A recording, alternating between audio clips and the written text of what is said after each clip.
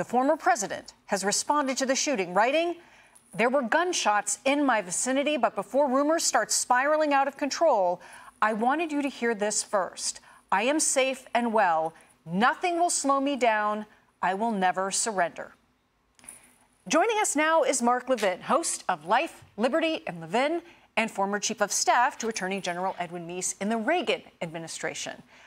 Thank you for coming on this evening. I just want to start with getting your insights on what has been a truly remarkable day. Well, let's start this way. Thank you. Who's in charge? Who's in charge? We don't have any idea who's in charge. Who's in charge of protecting a presidential candidate in this country? Well, we can talk about the Secret Service, the FBI, DHS. I listen to all your great hosts with their tremendous experience, and it is fascinating to me. You know, I'm a little older. I served in the Reagan administration. I was Chief of Staff to Attorney General Meese, and let me tell you what would have happened in that administration. Ronald Reagan would have picked up the phone. He would have called Attorney General Meese. He would have said, "You're in charge of getting to the bottom of this, and you got 48 hours to do it." Meese, who I worked next to, he would have called the Treasury Secretary. He would have called every department that has any role in federal law enforcement. FBI reports to him. He would have dragged Christopher Wray up there. He would have brought in the U.S. Marshals. He would have brought them all in. Secret Service, Secretary of DHS. We would have been in the Situation Room with the United States Department of Justice. And Ed Meese would have said to all those gathered, "You better GD get to the bottom of this, and you have 48 hours to report to me, and I want to know how you're going to fix this. And I want to know right away how you're going to fix this. Twice on our watch? Never."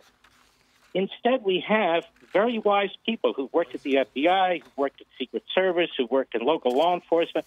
Where's the Secret Service? Where's the FBI? Nobody is in charge because we have a president of the United States who's mentally incapacitated. We have a vice president of the United States who's an incompetent, way over her head. We have an attorney general of the United States who just held a press event the other day about violence, and he's, in the witness protection program, the top 3 people in charge of law enforcement in the United States of America.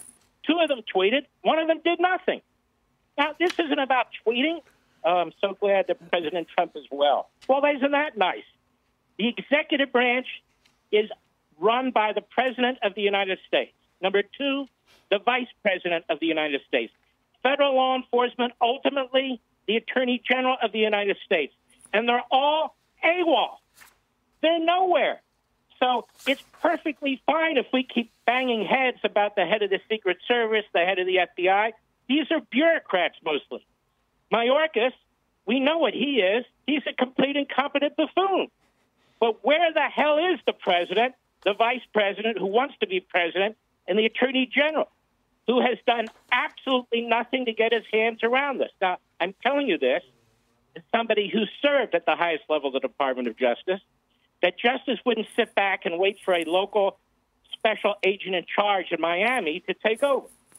They'd be sending guys in there from Washington, D.C., and Meese would have wanted to report every hour on the damn hour. And he'd want to know what we're going to do to fix this. And I can also tell you that the first time around this would have happened had Ed Meese been the Attorney General, Reagan been the President of the United States. So this is all evidence to me when I listen to everybody, and they're all fantastic. But it's all evidence to me of Keystone Cops. Who's in charge of what? Well, it depends. This one should have done that. This should have done. No, we need a general who's in charge and says, I want to know who the hell screwed up. I want to know what the hell we're going to do to fix this next time, what resources we need. And I don't want to hear again that the Secret Service doesn't have resources. We're $5 trillion in debt with this administration. Maybe a little bit of that climate change money or money going to illegal aliens. Maybe that money could have been moved into the Secret Service. I have no idea. But we have no time to figure all that out. We have 50 days until a presidential election. Let me ask you a question. Does Joe Biden seem that concerned tonight? Where is he? Does Kamala Harris seem that concerned tonight? Well, she tweeted. Isn't that nice? I tweeted too. So what? The Attorney General of the United States, does he seem that concerned tonight? No. They just don't give a you-know-what, and they won't take charge of this. So the executive branch is running adrift. That is what's happening. Every part of it, including the best parts of it, the federal law enforcement parts of it, they're now running adrift. I speak as a former person who served at the highest level of the Department of Justice. So, Mark, Charlie Hurt here. Obviously, you're exactly right about President Biden being completely MIA and has been for a long time in the presidency. But we're sort of back at this, after the Butler, Pennsylvania shooting, there was all of this professed unity where President Biden and others talked about how they were going to lower the rhetoric. But now we're back to where you have Democrats issuing tweets saying that they're glad that the guy they called last week Hitler survived another assassination attempt. Mm-hmm. It strikes me that maybe they didn't really mean it when they said it 6 weeks ago. Of course they don't mean it. If you watch MSNBC for about 15 minutes, the hate and the drivel and the contempt that pours out of their pores from Joy Reid and, don't get me started with a long list. CNN, so contemptible. Every time they mention Trump's name, they have this constipated look on their face, like it's unbearable. The way that you have prosecutors talk about Donald Trump, elected prosecutors, and a Garland-appointed prosecutor, the things that they say in their briefs are so horrendous. What some of these judges have to say, the Democrat Party controls the culture, they control the media, they control the propaganda, they now control many of the court systems, and that's exactly what you're seeing. You're seeing a one-party monopolistic system. And people have written about this long before me who've gone through these various regimes, totalitarian regimes, their use of words, creating devil terms and angel terms. Trump's always the devil, Kamala Harris is the angel. And you can see this endless propaganda and contempt. And by the way, they hate you and me, too. They've made it abundantly clear they hate at least half the country. So, of course, this contributes to the nut jobs out there and so forth. But still, I don't know how much we can do to fix that. I do know we can do something to fix the executive branch. And we got to boot these people out as fast as possible, take these agencies back. We need to fumigate them. We need to get people in there who are serious public servants and civil servants. We need to put competent people in senior positions.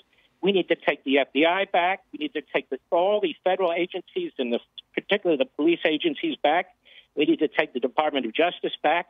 And we can do that in the next election because right now they're completely and utterly either out of control or rudderless.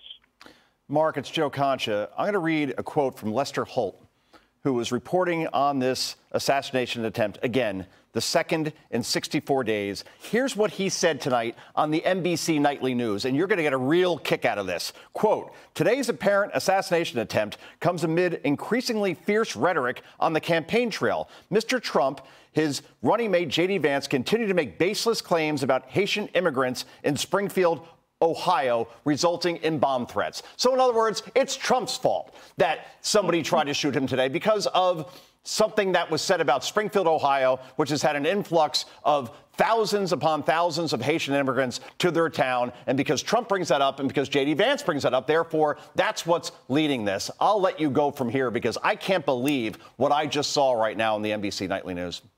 Sickening. Absolutely sickening. No, actually, I thought it was all the Democrats and their anti-Semitism. I thought it was all the Democrats and their anti-Israel. I thought it was all the Democrats hunting down Jews on the universities and college campuses. I thought they were the problem. I thought it was all the illegal immigrants raping, murdering, selling into slavery, women and children. Maybe Lester Holt has a difficulty digesting facts around him. This guy is not a Haitian. In fact, the more I'm reading is I'm getting information he may have been an anti-Semite. I don't know what he is. We'll get the facts. But Lester Holt doesn't have any facts, does he? And you know what? If you tried to do a Google search of the number of times Donald Trump is called Hitler, I think your computer would melt down. I think your computer would melt down. To dumb down what Hitler is in order to try and turn, look, let's be honest. They've been trying to turn Trump into a non-human.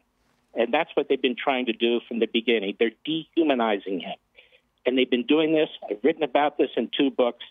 the way they treat him, the way they talk about him, their facial actions, and so forth and so on. And that debate with Kamala Harris is more of the same. The facial tics, you're a disgrace, totally non-substantive, how he's a threat. You said you would burn down. I mean, just stupid things. Charlottesville, all these lies, trying to create a caricature. They want to run against a caricature. They want to create a caricature. Unfortunately, the culture is very sick, in large measure due to the media. But I don't want to miss the fact that the problem that's going on in federal law enforcement today is at the top. It's at the very, very top with the president, with Harris, with Merrick Garland. Those are the three who are responsible for what takes place. They are in charge, not anybody else. And that's why everybody's running around like Keystone Cops, who's in charge of what. Mark, it's Alicia Acuna, and thank you so much for being here. You know, as you know, the acting U.S. Secret Service Director, Ronald Rowe, gave an update to senators on Thursday on the internal investigation from the July 13th assassination attempt. And Senator Blumenthal told Fox folks are going to be shocked, appalled, and astonished. I would argue they already are. How are Americans supposed to absorb the findings of that internal investigation as we are now going to be learning so much more about this latest assassination attempt? It just seems so much for the American people. You know, we're grown-ups here. We really have a way to deal with this. You know, in most regimes, we do not. One day we may not hear, but we do right now. The same people who have destroyed our economy and destroyed our border, we're destroying law enforcement, destroying our military. The same people who are destroying our alliances are destroying our FBI and our Secret Service and our Department of Justice and our Department of Homeland Security. I mean, they're good at one thing, they're consistent. And so if you want to fix it, our Constitution gives you an option. The option is to kick their asses out of office and bring in people who are serious. We didn't have this sort of thing 4 years ago. Not any of these areas that I talked about, and we have it now, and it's completely out of control. And the only way to deal with it right now, we have 50 days, is in 50 days. And we need to deal with it. You know, it's one thing for we as citizens to whine about this stuff, but I want people to remember about Thomas Paine. I want them to remember about Paul Revere. People say, well, what can I do? You know, I'm a janitor, I'm an electrician. You can do a hell of a lot. You are the Paul Reveres and you are the Thomas Paines. You need to talk to 10 people. You need to talk to 15 people. You need to make sure you not only vote early, you get people vote early. We can't rely on political parties to get out the vote. We have to get out the vote. It's now. We have 50 days to try and fix this right now. Well, Mark, for all of us, thank you so much for being here tonight and sharing your perspective. We appreciate it. Mark Levin.